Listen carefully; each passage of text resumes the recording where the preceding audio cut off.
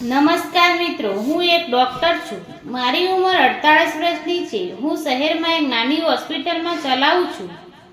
જિંદગીમાં ભગવાને મને બધું જ આપ્યું હતું, પણ એક અકસ્માત મારી પત્નીના ગયા પછી મારા મોટા ઘરમાં હું સાવ એકલો જ રહેતો હતો.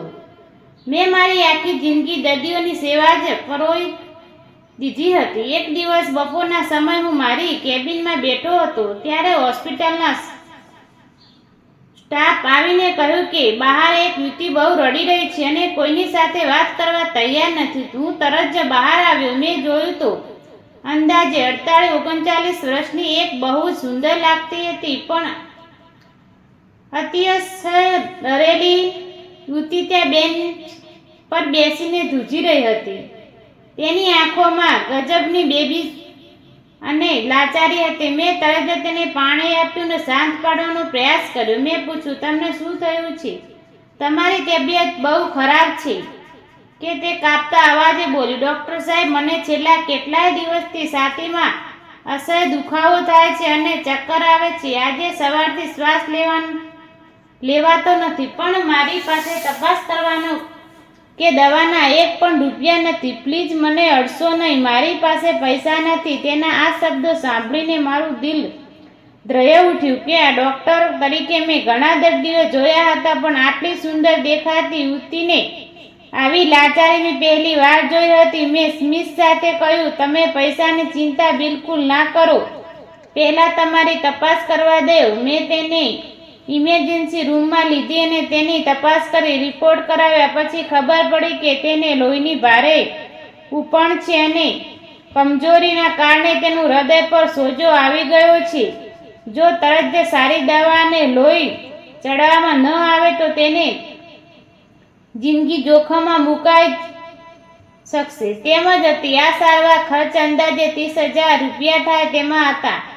મેં જ્યારે તેને આ વાત જણાવી ત્યારે તેને રડવા લાગી. તેને ધ્રુજતા સાથે પોતાના ગળામાંથી એક નાનું ચાંદીનું લોકેટ કાઢ્યું, જેમાં તેના સ્વર્ગ સાથે પતિનો ફોટો હતો. તેણે આ લોકેટ મારા ટેબલ પર મૂકતા કહ્યું, સાહેબ, મારી પાસે આ સિવાય કશું જ નથી.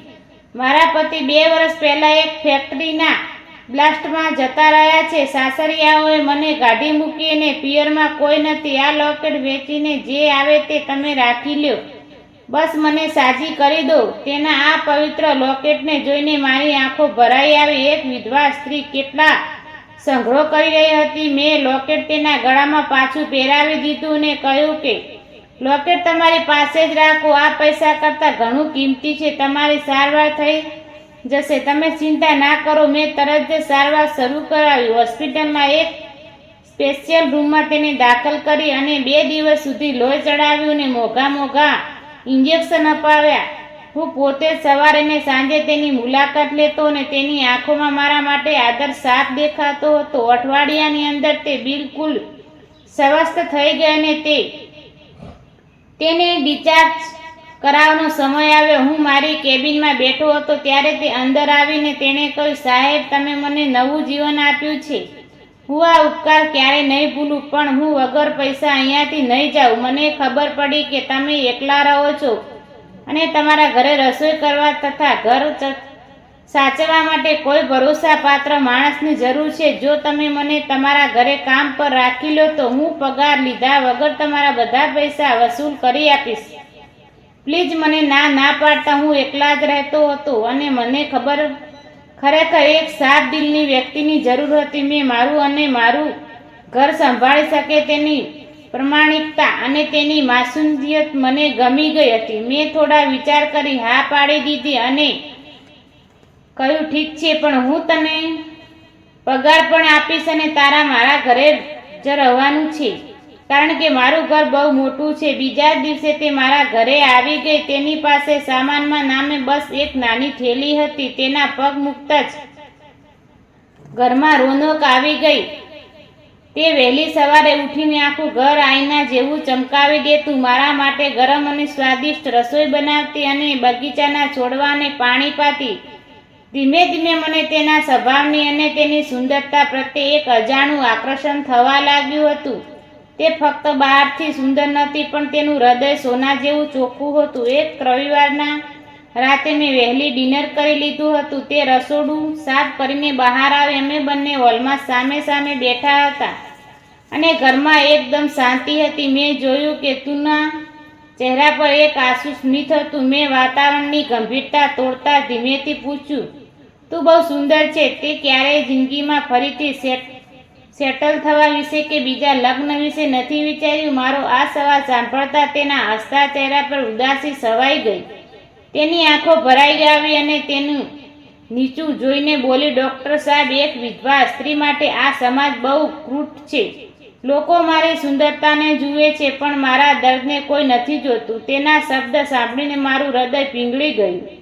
મારી અંદર છુપાયેલી લાગણીઓ હવે બહાર વ્યાકુળ હતી. મેં આગળ વધીને ટેબલ પર રાખેલા તેના નાજુક અને કોમળ હાથ ધીમેથી મારા હાથમાં લઈ લીધા.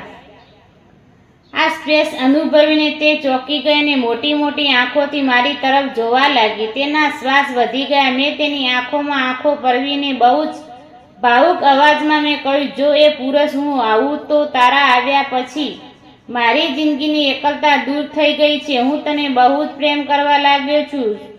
શું તું એક ડૉક્ટરની પત્ની બનીને આ ઘરની લક્ષ્મી બનવા તૈયાર છે? મારી આ વાત સાંભળીને તે શબ્દ થઈ ગઈ. તેની આંખોમાંથી આંસુ દળ વહેવા લાગ્યા. તેને પોતાનો હાથ મારા હાથમાંથી છોડાવ્યો નહીં પણ વધુ મજબૂતથી પકડી લીધો. તે રડતા રડતા બોલી, સાહેબ, તમે તો ભગવાનને જેવા જ છો. તમે મને નવું જીવન આપ્યું. હવે આવડા મોટા આશરો આપી રહ્યા છો તો મને તમારા પ્રત્યે બહુ આદર છે. હું તમારાથી વધુ સુરક્ષિત ક્યાંય નહીં રહી શકું. હું તમારી સાથે લગ્ન કરવા તૈયાર છું. મેં ઊભા થઈને તેને ગળે લગાડી લીધા અને વચન આપ્યું કે થોડાક દિવસો પછી અમે કોર્ટમાં જઈને કાયદેસર લગ્ન કરી લીધા અને આજે અમે બંને એક સંપૂર્ણ પરિવાર તરીકે બહુ જ ખુશીએ. મિત્રો, વિડીયોને લાઈક કરજો, શેર કરજો અને ચેનલને સબસ્ક્રાઈબ કરવાનું બિલકુલ ભૂલતા નહીં. વિડીયો પૂરો જોવા બદલે ખૂબ ખૂબ અભિનંદન. ધન્યવાદ.